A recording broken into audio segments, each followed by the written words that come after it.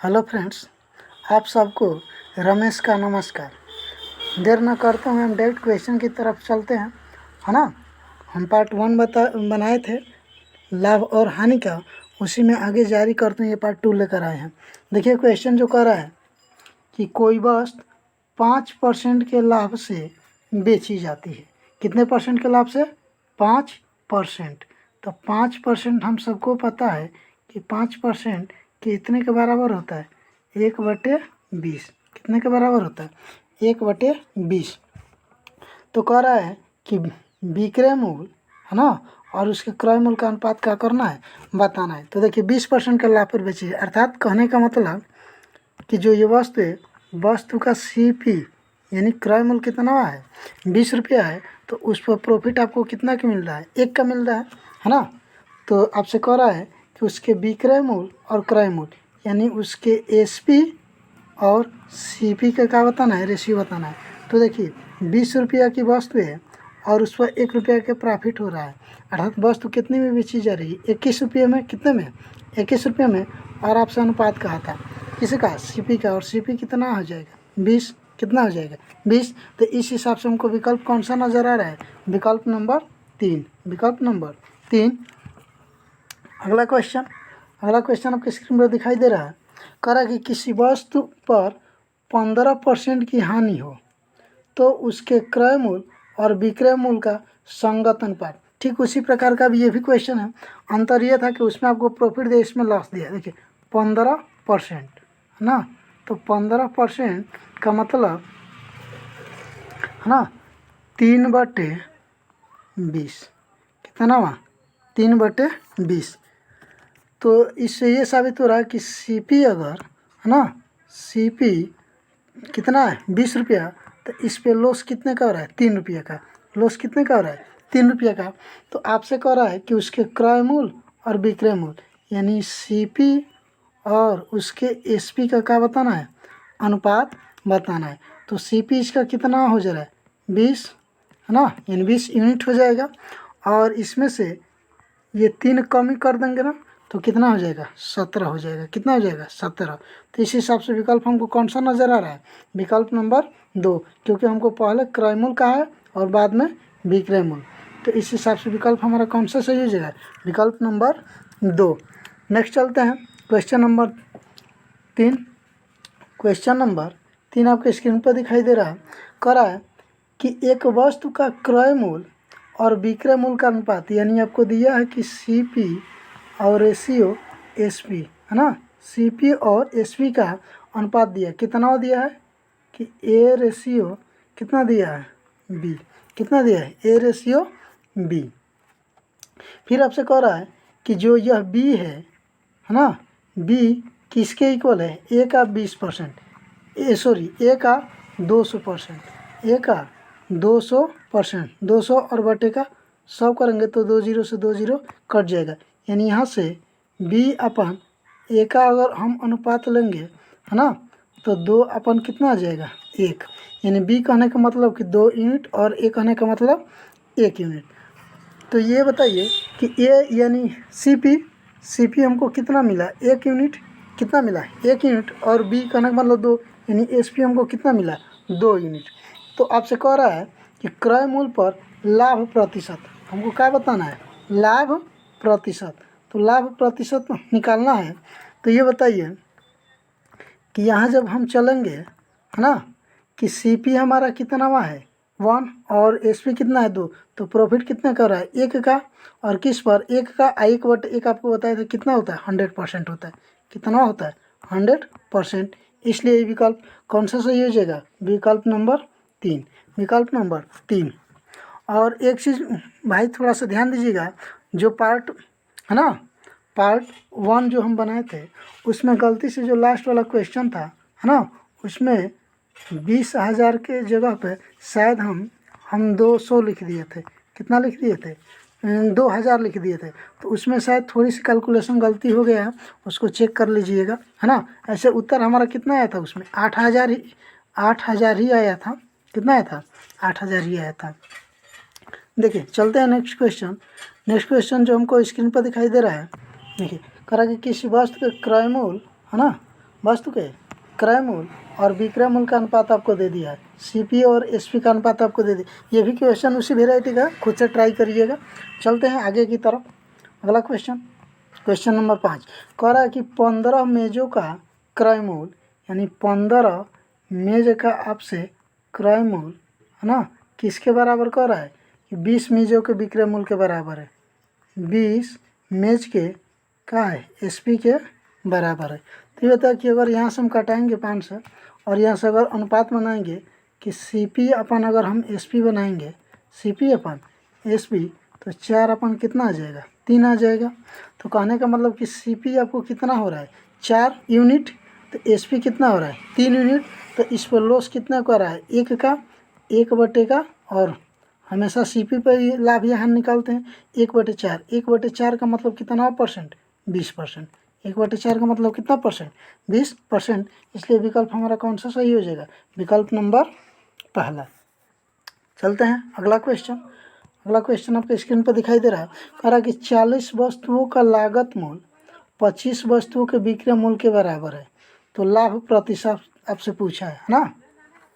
कह रहा है कि 40 ये वस्तु है और इनका सीपी, ठीक है, ये कराए भी इसी वेराइटी का क्वेश्चन पहले भी कराए। देखिए 25 वस्तुओं के एसपी के क्या है, बराबर है, एसपी के बराबर। तो यहाँ से भी अगर हम अनुपात लेंगे, सीपी और एसपी का अनुपात लेंगे, है ना, तो कितना आ जाएगा, सीपी अपन एसपी किए तो कितना हो जाएगा, 5/8। कितना आ जाएगा, 5/8। तो अब यहाँ से देखिए, यहाँ से है ना, सीपी हमारा 5 है तो एसपी हमारा कितना है, 8। तो प्रॉफिट कितने का हो रहा है, 3 का, कितने पर, 5 पर, है ना। तो 1/5 हम जानते हैं कि 20%, तो 3/5 हमारा कितना हो जाएगा, 60%। कितना हो जाएगा, 60%। इसलिए विकल्प कौन सा सही हो जाएगा, विकल्प नंबर 2, विकल्प नंबर 2। नेक्स्ट अगला क्वेश्चन कह रहा है कि नमक के मूल्य में 20% की कमी हो जा रही है ना, 20% की कमी हो जा रही है। तो कह रहा है कि खरीदार यानी खरीदने वाला अब क्या हो रहा है कि 100 रुपये में उसको 4 किग्रा नमक अधिक मिलता है ना। तो कह रहा है कि नमक का घटा हुआ मूल्य यानी नया मूल्य आपको क्या करना है, बताना है। देखिए 20%, 20%, तो 20% का मतलब कितना हो जाएगा, 1/5। तो इसमें थोड़ा सा ध्यान दीजिएगा कि जो मूल्य है ना, किस पर डिपेंड करता है, यानी अपोजिट होता है उसके मात्रा पर, ठीक है, उसकी मात्रा पर क्या होता है, निर्भर करता है। कहने का मतलब कि अगर मूल्य बढ़ेगा तो मात्रा कम मिलेगी, और मूल्य जब घटेगा तो उसकी मात्रा क्या मिलेगी, अधिक मिलेगी, है ना। कि जब ये बढ़ेगा तो यह घटेगा, और जब ये घटेगा तो इसमें यह बढ़ेगा। ठीक है, इसी पर ये क्वेश्चन भी है और इसी आधार पर भी हम करेंगे इस क्वेश्चन को। देखिए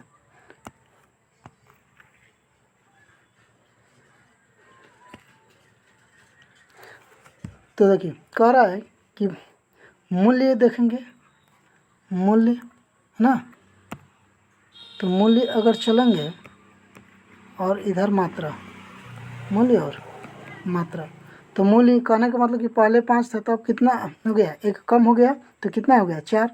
यानी मूल्य 5 से कितना हो गया, 4। तो मात्रा इसका अपोजिट हो जाएगा, तो मात्रा कितना हो जाएगा, 4 से कितना हो जाएगा, 5। आपसे कह रहा था क्वेश्चन में कि देखिए यहाँ से अगर हम अंतर निकालें तो ये अंतर कितने को आ रहा है, 1 यूनिट, 1 यूनिट, और 1 यूनिट कितना के बराबर है, 4 किग्रा के, 4 केजी नमक के क्या है, बराबर है। तो यहाँ से अगर 5 यूनिट का निकालेंगे, 5 यूनिट का तो कितना आ जाएगा, 20 केजी, और 4 यूनिट का निकालते तो कितना आता, 16 केजी। तो आपसे कह रहा है कि नमक का घटा हुआ मूल्य। तो देखिए अब आपसे घटा यानी नया मूल्य आपसे कह रहा है ना। तो देखिए 100 रुपये में, 100 रुपये में अब आपको कितना मिलेगा, 20 केजी। तो क्या करेंगे, 100/20, 100/20, तो 20 बचे 100, कितना आ जाएगा, 20 बचे 100। तो इसलिए विकल्प कौन सा सही हो जाएगा, विकल्प नंबर 2। देखिए एक और क्वेश्चन लाते हैं इसी तरीके का। देखिए कह रहा है कि चीनी की कीमत में इस पर 20% की वृद्धि हो रही है। 20% का मतलब 1/5। तो यहाँ भी देखिए मूल्य और मात्रा क्या ले लेते हैं, मात्रा। तो यहाँ से मूल्य अगर चलेंगे तो देखिए इसमें वृद्धि हो रही है ना, तो 5 से अब मूल्य कितना हो जा रहा है 6 रुपया, तो मात्रा आपका हो जाएगी 6 से कितना हो जाएगा 6 से 5 हो जाएगा। अब यहाँ से कम मिलेगा है ना, कितना कम मिल रहा है, यहाँ से कम ही अगर चलेंगे तो 1 यूनिट आ रहा है। कितना आ रहा है 1 यूनिट, और 1 यूनिट कितने के बराबर है 4 केजी के बराबर है, 4 केजी के बराबर है। तो आपसे कह रहा है कि चीनी का प्रति किग्रा प्रारंभिक मूल्य, यानी प्रारंभिक मूल्य, तो प्रारंभ में मात्रा हमको कितना मिल रही थी 6, तो 6 का अगर निकालेंगे 6 यूनिट का तो कितना आ जाएगा 24 केजी। कितना आ जाएगा 24 केजी है ना। और ये 24 केजी हमको मिल रहा था कितने में 120 रुपये में, 120 रुपये में। तो यहाँ से कटा लेंगे तो कितनी बार में कट जाएगा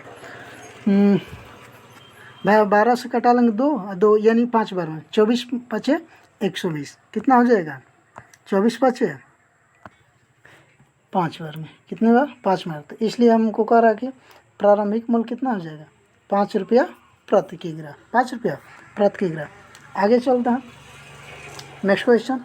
एक वस्तु के क्रय मूल्य का 70% उसके विक्रय मूल्य के 40% के बराबर है। कह रहा है कि सीपी का 70%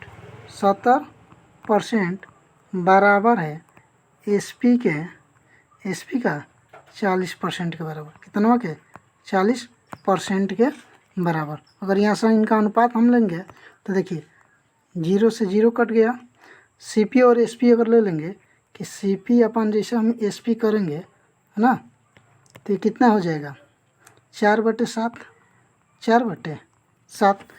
तो देखिए यहाँ से अब आपसे कह रहा है कि लाभ या हानि, तो सीपी हमारा 4 है और एसपी 7 है, तो हमको क्या मिल रहा है प्रॉफिट है ना, हुआ क्या हुआ प्रॉफिट हुआ।